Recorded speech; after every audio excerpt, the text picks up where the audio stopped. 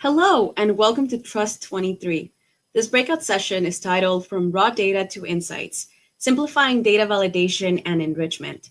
Your speakers for today are Andy Bell, VP of Product Management, and Emily Washington, SVP of Product Management.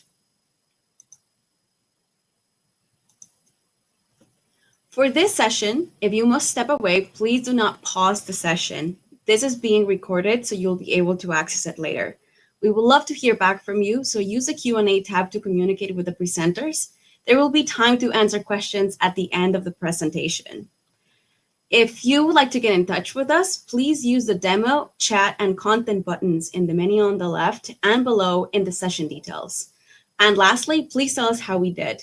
Use the thumbs up button below to give us your feedback, or you can respond later to a post-event notification. And now to Andy Bell. Thank you very much, Carmen, and hello, everybody. Emily and I are here today to discuss data validation and the enrichment challenges our customers are faced with and how we help resolve those challenges efficiently and effectively. But let's start somewhere, which is with a problem that a customer had and a set of issues that I think a lot of us will be able to relate to and see within our own businesses. And this was a large procurement service company, and they started and they could see that they had a lack of complete and accurate master data. And we see that again and again. Internal data systems aren't connected together. They're not collecting all the information you need as a business, and it's not organized in the manner that you want it to be organized. And that means that maintenance and enhancement processes are difficult. They're complex, prone to errors, and very lengthy. And that has an impact on all of us as a business, and in particular with this business. And it meant that it really couldn't react to new business partners effectively and efficiently in the way that they wanted to be able to do. And they weren't able to deliver the services and features that their customers were expecting to see from an organization of their time. And that meant that it also took time to bring these new services and offer them to the market. It was too long, and ultimately that's going to be putting their growth at risk and unable to reach the goals they wanted to reach as a business. So a series of issues and problems that I think we're all very, very familiar with. And I think what Emily and I want to do today is run through how precisely supported this organization, but how we support all organizations to be able to validate effectively and efficiently, and to be able to enrich and deliver the insights that you need to be able to run your business. And with that, I'm going to hand over to Emily, who's going to dig a little bit more into the troubles that our customers can have with data and lacking of integrity within that data. Great, thanks, Andy.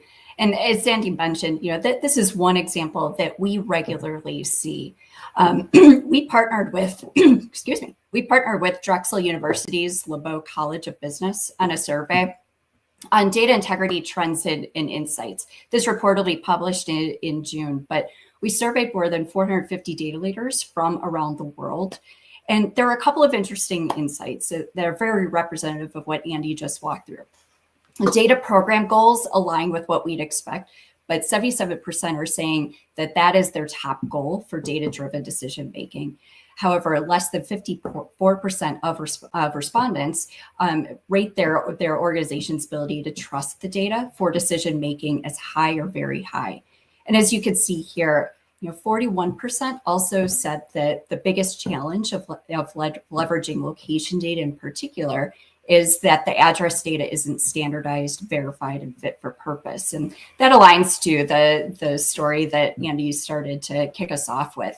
If I dig into that just a little bit deeper, a lot of the data troubles that we're seeing, I assume you're here because you are encountering these challenges. If you think about all the things that we run into in terms of having complicated, disparate validation and enrichment processes, those add time and investment into achieving those enterprise goals. We have poor quality third-party enrichment data sets, and that requires a specialized talent and resources to integrate into systems. And poor data validation can lead to increased risks in things like security breaches, data loss, and other risks associated with data management. A lot of these troubles, are ones that we regularly see. We're working with many of you to solve, and I just want to kind of kick off how we actually go about doing that. If we look at just a very simplified process, you want to validate and enrich to get to your business insights. Sounds really easy, right? But a lot of the issues that we continue to run into is really based on a high level of complexity in the data sets that we are working with. And so when we look at validation, in particular, that includes everything from basic format conformance to consistency across data locations, but it also includes things like deduplicating, resolving, doing entity resolution, being able to observe changes of data, and ensuring data is within reasonable thresholds. When we look at just reconciling matching data across multiple sources, that can get very complex, and there's a lot of logic that goes into that. We understand that high quality data is critical for decision making, and we've all invested in trying to solve these challenges. And one of the things that we're really focused on here at Precise is how do we simplify that process? So, Andy, maybe we can jump into a little bit on just what we think about data enrichment and how we get to those business insights. Absolutely, Emily. And I think what we also see from the LeBeau survey was data enrichment, particularly with third-party data, is a top priority. And really, there's two key things that an organization would be looking to do there, either to be able to complete their internal data sets, so add and fill in data sets, or bring in additional information, usually market information, to give them benchmarks, understand, well, how many people do live in that area? How many businesses are available? Is that property exposed to risk, some form of risk, being wildfire, flooding, and such like? And what enrichment allows you to do is to then discover critical relationships, bring out patterns, and inform the insights processes. And really, that's around driving that data-driven decision-making that Josh has touched on earlier.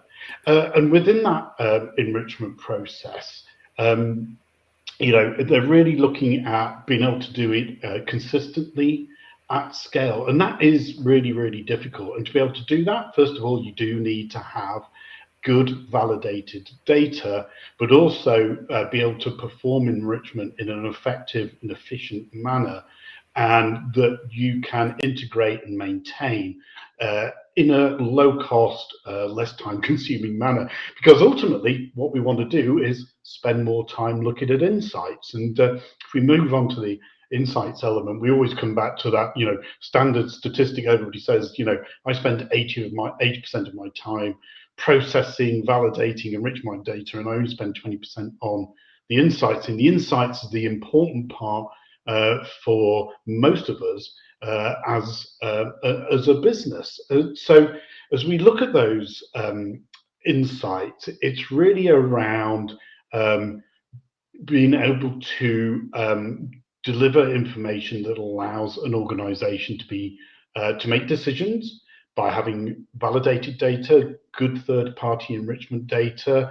It means that you can do that with confidence and trust that information. But from that insights, what you want to be able to do is identify, how can I drive revenue? Who do I need to target to be able to increase that revenue? What are the best markets I should be operating in? And how do I deliver, product offerings that are personalized and directed to the right place and the right people? And if you can do that, it means that you can save time and resources by having that effective process to be able to deliver those insights based on good quality internal data and good quality appended and enrichment data as well. And really to dig into that, I think, Emily, you're going to kind of show the process that we go through at a top level as we move through to be able to deliver those insights. Right. Yeah. So, when we look at how we approach this, there tends to be a consistent process that we all try to follow, right? We need to connect to the data sources, and it could be one or many. It could be internal. It could be your third-party data. And the first thing you want to do is, everything from detecting null values or deduplicate records, or make sure that they're conforming to certain formats. But where the rubber meets the road, if you will, and really validating information is getting to more of that advanced logic. How do you detect, relative to historical patterns? How do you detect changes or inaccuracies based on certain information that you're collecting? So, making sure things are within reasonable thresholds. You are doing that entity resolution, and a lot of what we run into is, we often identify, multiple representations of the same information, specifically around address and location data. This is a key pain point we regularly see, and it's becoming even more critical with more analytics driving business decisions. And so resolving the differences really is difficult, and it can often result in process failure and incorrect analysis. And that's where we really focus and make sure that we can bring simplification to this process. So if you take that address, when you validate, you want to verify it's a mailable location, for example. You want to be able to make sure that it is a valid address. And through geocoding, maybe you want to pinpoint a physical location. You want to attach a latitude, longitude, and that allows you to provide more analytics around the data that is being obtained from different geographic regions, or you want to apply analytics for certain types of businesses or areas of location.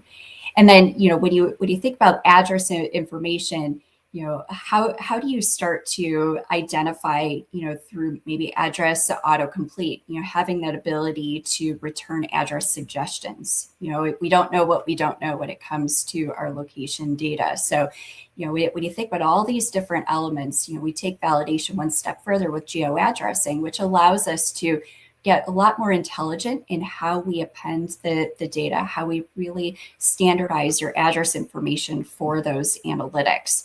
But there's a really unique differentiator that we provide. And Andy, I'm going to turn it back over to you to talk a bit about what that is and how we go about doing that as a part of our validation process.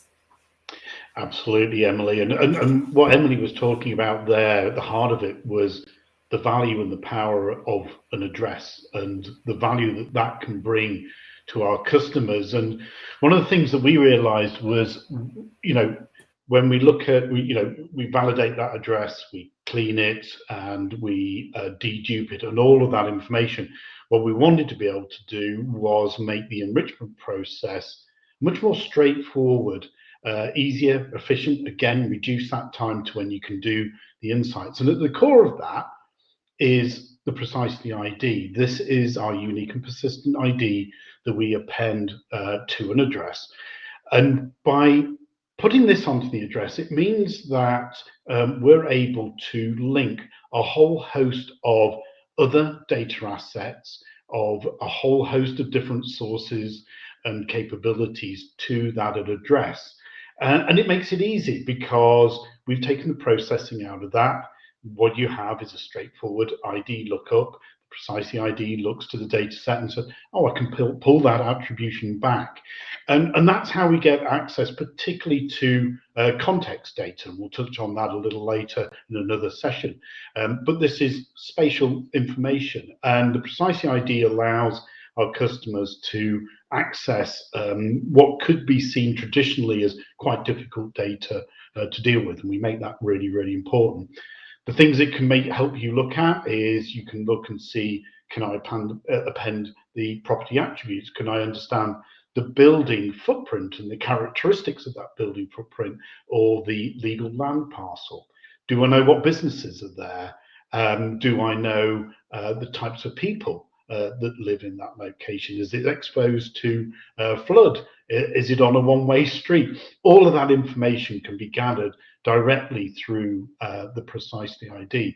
And by doing that, it means that we can enhance those insights on that clean, validated address in a straightforward manner. And we can go back to many use cases that our customers are looking to apply, being able to look at a comprehensive view of their customers, be able to have insights about the characteristics of the location of the address, the demographics, to be able to promote and services that are more appropriate to them, be able to deliver items that they've purchased more effectively, to be able to understand, if you're an insurance or a financial company, being able to understand the risks that are at that property and around in the associated area. And it really all sort of accumulates that really it helps our customers be able to make those decisions, be able to run their businesses. And because we're doing it in a much more, I know I keep saying it, efficient and effective manner, it means you can spend more time doing that. I mean, any way you can cut down that the 80% processing, the more time you have to do the right things. And you don't have to be data processing specialists. You can be a specialist in the businesses that you run. So as we put that all together, if we go back to the organization we were talking about and the difficulties they were having, what were we able to deliver them by putting those processes together? First of all, automation, being able to automate their validation and data quality processes across the entire business and for their customers and suppliers. It meant that they had a reduction in risk of their IT and operational teams because they were in control. There wasn't that manual process. There wasn't the opportunity for error, particularly human-driven error. We know that we make them. And it means that they were able to work with an enrichment partner as well, who could bring in additional information about the businesses that they were working with and the location information around those businesses. And ultimately, it meant that they could get to market much quicker with the capabilities that they wanted to deliver to their customers, which meant that they can drive growth and deliver and replicate the go-to-market strategy. So really, by delivering those capabilities into that organization, they were able to transform, become much more efficient, and do a much better job in terms of serving their customers. So a great outcome for them, and we see that again and again across the business customers that we work with. And I think really, Emily's now going to really look at how we're wrapping that up and just bring in a few conclusions around how we can help our customers. Great, thanks, Andy. When you think about these use cases that we're talking about, there's a number of things that go into that. Obviously, the software and data itself, which is what we've been talking about here. There's a set of rules. There's a set of data that helps really solve these problems. But one of the things that we are really focused on is how do we bring these processes to the data to make it as quick and easy for you as possible. So, there's a number of ways that, we're able to support delivering these outcomes. Obviously different tools that we provide. We have the ability to run these processes via APIs and SDKs, which allows you to really bring these processes, these validation enrichment capabilities to the source and allow you to be able to standardize and cleanse this information where that data lives. And then there's also managed services. One of the things that we often see is, organizations just wanting to do a quick, I want to be able to fix my address data, for specific projects or on a recurring basis, but I don't want to have to deal with it, so having that ability to access the, multiple ways to do that is something that we are very focused on.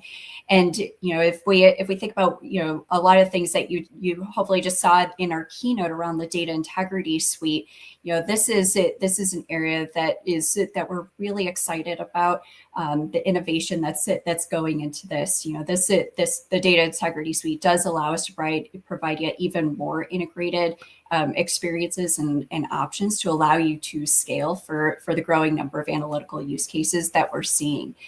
The fact that this is modular and interoperable, it allows us to combine capabilities in a way that we've never been able to before. So when you think about everything that Andy and I have been talking about here in terms of the validation, the enrichment, there's a number of capabilities that can go into that to truly optimize and simplify how you go about doing that. Data quality allows us to deliver that accurate and consistent, fit for purpose data integrity, geo-addressing that I touched on that extends to that address verification, the geocoding, the address autocomplete allows us to really unlock that valuable insights. And obviously, none of that can happen without the data enrichment capabilities that Andy has touched on. How do we leverage that precisely ID and be able to really bring together information in a way that we haven't been able to before? So with that, I do want to open it up. We've been getting some good questions coming in, so we'll go ahead and start to address those questions.